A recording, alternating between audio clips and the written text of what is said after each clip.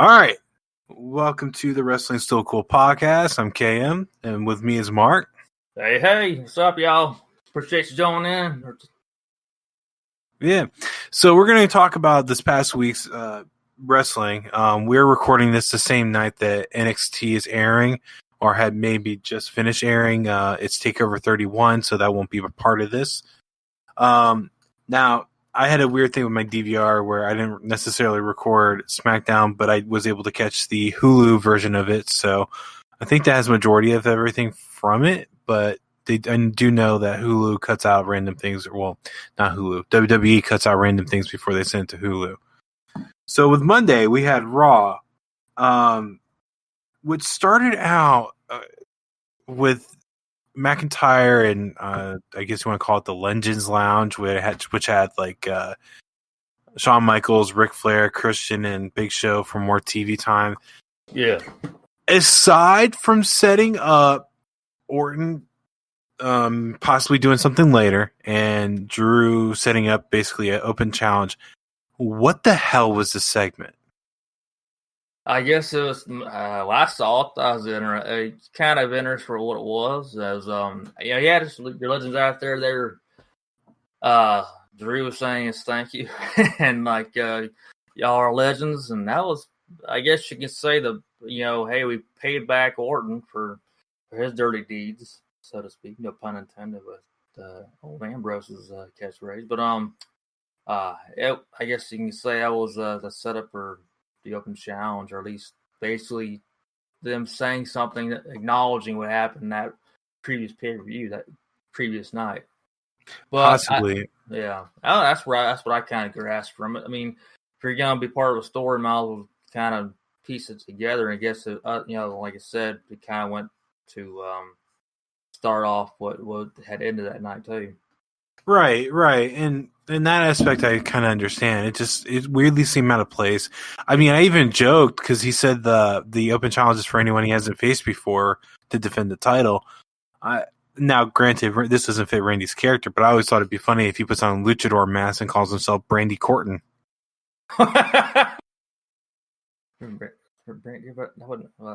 Just said Brandy. Brandy Corton. Kind of like Juan Cena. Just said like Brandon, because Brandy's more of a lady's name. Why does it gotta be a lady's name? Well, who else is what guy around there names himself Brandy? What kind of guy out there is named Dana? I knew one. Hey, I'm just saying I heard of a guy named called Brandy. Names can be well, I mean, technically Randy can be a girl's name too. Hey, I know a guy out in Knoxville's name. His name's Allison. So why are you like caught up on Randy being called Brandy then? I don't know any guys named Brandy. I'm sorry. No, well, all right. I'm just saying. Then they lean into this whole Mysterio family drama with Seth and Murphy, and look, man, I get keeping a constant build. But this Mysterio thing with Seth and Murphy is getting very, very old. It seems like every other week it's Dominic facing Buddy Murphy for one reason or another. And if it's not Buddy Murphy, it's Seth Rollins. And I'm going to make a reference to a different show. They are doing an extended build towards two different people, but they're kind of keeping each other away, or that person's just attacking. They're not having matches every other week. Yeah, I know. It's now they're tweaking up the storyline to where now it's his daughter. Help me with her name. Her starts with an A. Aaliyah. There you go. Now they're making her kind of turn a little against the family. It looks like. And then they're doing this whole thing where Seth says he's not the father. I'm like, who is it? It's not Eddie Guerrero. You can't have that match anymore. I think they're he's obviously in the story, you're just trying to egg it on. I don't think there's so much of a father issue in that sense, but this is the sad part. You're picking the wrong family to do this with because Dominic and Aaliyah look like Rey Mysterio. I know. There's no denying that that he's the father. They basically look like a carbon copy but taller version of him. Yeah, I think they were just with their way of just kind of starting shit, honestly. Yeah.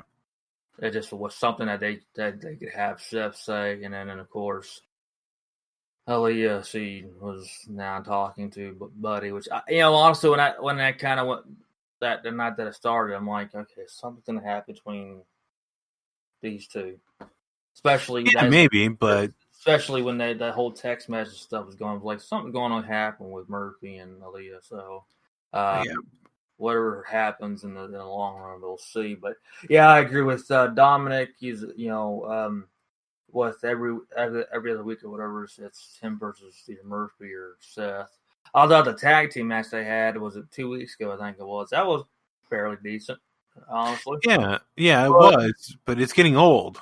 Yeah, that's what I'm saying. That these one-on-one matches, it can be entertaining, but it's just like, okay, well, bring on something different. But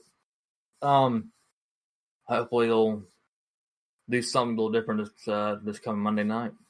Hopefully, I mean, I don't have a lot of faith in it, but hopefully, there's got to be the ending somewhere. At least we're I don't know, it could be Survivor Series I think if you're going to have matches, at least mix it up a little bit, but you can still continue the storyline.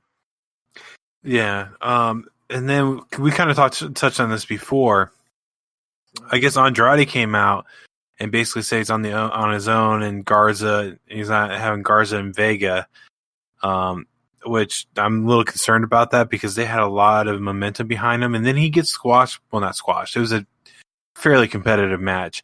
Then he gets beat by Keith Lee, and I'm a little concerned because Andrade, I feel, is a good character, and I'd like to see them do more with Andrade, and it looks like now they're shifting the focus away from him. Yeah. Well, I understand McMahon hasn't had faith in Andrade for a little while, so I don't know if this is going to be a pushback. I think somebody needs to tell him that Andrade is not Alberto Del Rio. I think that's the problem. Might be the problem right there. I think Andrade's got good talent, I guess. Oh yeah. It's when you got somebody there to kind of put your name in a good spot in his ear, McMahon's ear. Sometimes you kind of get left in the pack. It's like, Paul Heyman had influence. Yeah, Paul Heyman liked him a lot. Yeah, Paul Heyman influence behind Andrade, but since Paul Heyman ain't the creative guy anymore, now it's Bruce Pritchard. Yeah, also, I think Bruce is between Raw and SmackDown. I think he's supposed to be just going to be doing SmackDown eventually soon. That's the word. But get Triple H Raw. I think Vince. I understand Vince might be interested in bringing Shane as head of Raw, which I think would be fine.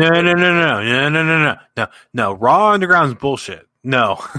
Well, that's Vince's his idea. What I understand, but I know Shane likes that kind of fight anyway, so it kind of suits for him. I'm not saying I'm a Raw Underground fan. I'm just saying that suits for him his enjoyment for that kind of fighting. But I don't know.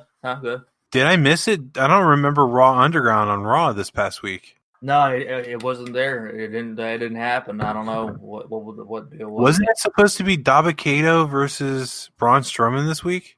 No, that was last week. That was last week. Okay. Yeah. Which Braun won that one. Because the Hurt Business was involved, but they had a 6-man tag match against Mustafa Ali, Apollo Crews, and Ricochet. Yeah, which they won. Ricochet and them. Yeah, they snuck a win. Yeah. Finally, they get the win. Which, of Raw, besides the fact that some reason Akira Tozawa has ninjas, the whole 24/7 thing was really, really, really funny. Yeah, it was. That once again, our truth, and of course, there's other people involved in that too. But can't forget little Jimmy. Little Jimmy, baby, he's a good young man. I guess he's young. I don't know. Yeah, little Jimmy almost got eaten by sharks. Yes, he did. Very, very close call for little Jimmy. I like little Jimmy. Come on now, Jimmy. You gotta get my baby back. What'd you think of Aleister Black's new music? Honestly, I didn't even notice. You didn't notice it was different. Okay. Well, honestly, in the eye patch and like Yeah, eye contact is completely new. the eye patch thing or eye cover or whatever he's got there. Yeah, it's been going on there, and honestly, this might not be the popular thing to say, but I was never a fan of Aleister Black's entrance, barely his music. Really, I dug it. His entrance where he was on that bed or whatnot. Yeah, like the super vampire, yeah. I never was a fan of that, honestly. I always fast forward through it. Really, I've always loved it. It reminds me of kind of like the Brood entrance where they come through the Ring of Fire. Brood was okay, fairly okay for me, but it was I don't know. Aleister Black, it just that entrance, I just never could get on board with that. Well, he's got good in-ring skills. Yeah, and I actually really dug the match between him and Owens and the whole DQ where he's just barreling into Owens and accidentally elbows the referee, and the referee's got to be a bitch and call it a DQ because of it. It's got an elbow in the gut. But I would nice to know. I don't know where you hear about it later on down the road somewhere. I don't know how long it would be. His feeling about his eye, Seth and Murphy's wanted who tore his eye out, storyline wise. Right. He never said anything about it. He just attacked Owens. I know Owens kind of egged it on a little bit, but I just, there's never any, talk about it. I was like, okay, dude, what about these guys? I know they're trying to turn the heel. Yeah. I kind of dig the character because it has a little bit of misplacement blame, but you can kind of see through his eyes why he might blame Kevin Owens. So you might be able to see through his one brown and one blue eye why he views things that way. Yeah. But I dug it, and Owens, walking down the ramp, he hits Aleister with the stunner after the match gets called off. Yeah. And as he's walking down the ramp, the camera's near, and he goes, "Yeah, I keep fighting, you keep being a bitch," and keeps walking. Did you see Aleister when he hit the referee? He was trying to say, "Okay, referee, where are you at?" He's trying to make sure his elbow was going to reach that far. I thought it was kind of funny. Well, and that's the thing. When he goes to call off, he goes, "What? I was hitting him. You were in the way." And I give him credit. I've always liked how Owens trash talked during this whole thing. Yeah. Now, I know you didn't watch Impact. Unfortunately not, and I was working with my music career, and I just I didn't get enough time to watch that one show. That was the last show I was not able to get in, so apologize everybody. Sorry.